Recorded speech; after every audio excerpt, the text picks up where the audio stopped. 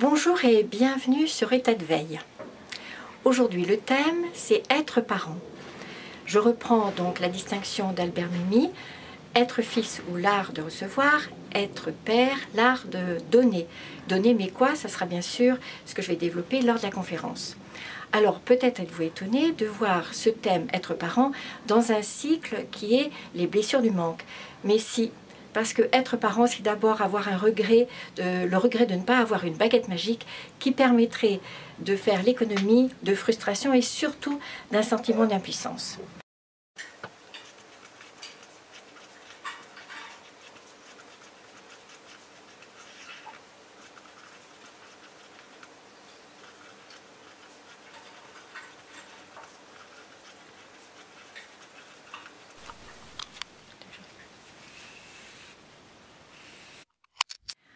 Alors, au bout de 40 ans d'observation et de pratique soit personnelle, soit professionnelle en tant que clinicienne ou psychothérapeute, j'ose affirmer l'amour n'est ni nécessaire ni suffisant pour être parent et conduire les jeunes jusqu'à l'âge adulte et jusqu'à leur à peu près maturité. Alors, provocation peut-être, mais pas plus de 10%. Ce qui m'intéresse maintenant, ce sont les 90% autres. Alors, la question c'est comment passer de ces images d'Épinal d'une éducation sucrée à une co-création plutôt épicée. Comment passer d'une expérience émotionnelle délicieuse à l'exercice de la responsabilité de parent.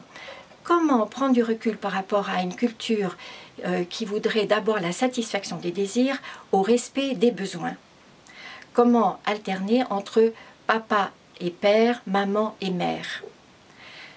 Voilà les questions que je pose, voilà les questions que je voudrais illustrer.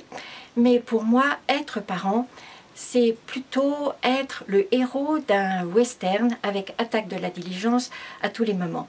Alors que notre culture prône harmonie, ordre, plaisir et bien sûr impératif d'être heureux, être parent, c'est plutôt avoir comme compagnon de route au quotidien du désordre.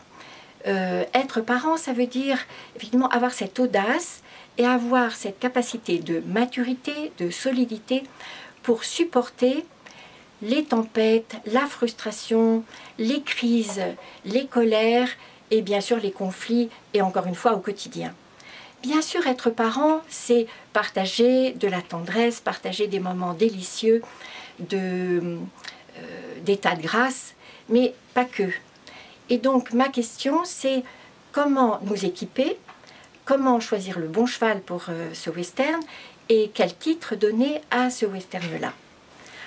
Alors en quelques mots, 3 besoins pour l'enfant: attachement, amour et reconnaissance. Bien sûr que je vais illustrer. Pour ce qui concerne les adultes, pour nous, figures parentales, que ce soit parents, éducateurs, enfin toutes les personnes qui ont cette responsabilité d'accompagner, j'emprunte à l'analyse transactionnelle 3 piliers posés comme ça, comme conditions de sécurité mais aussi de solidité, qui sont protection, puissance et permission.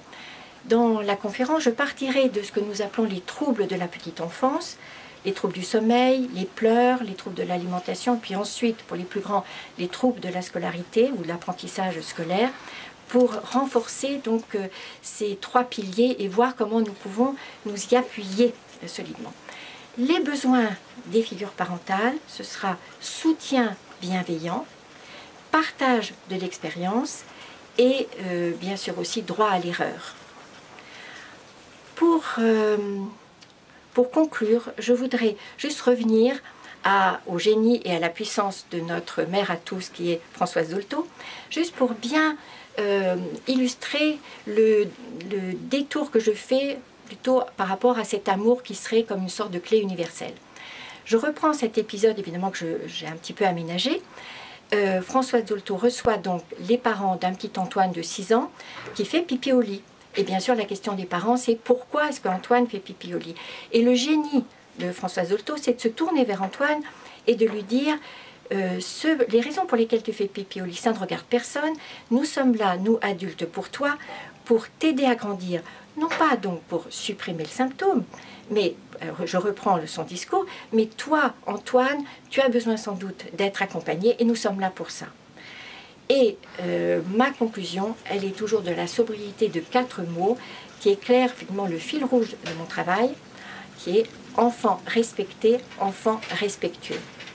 Alors, bienvenue à la conférence, bienvenue à État de veille, et le mois prochain, rendez-vous pour un autre état de veille et une autre conférence dont les thèmes seront la plainte et la consolation.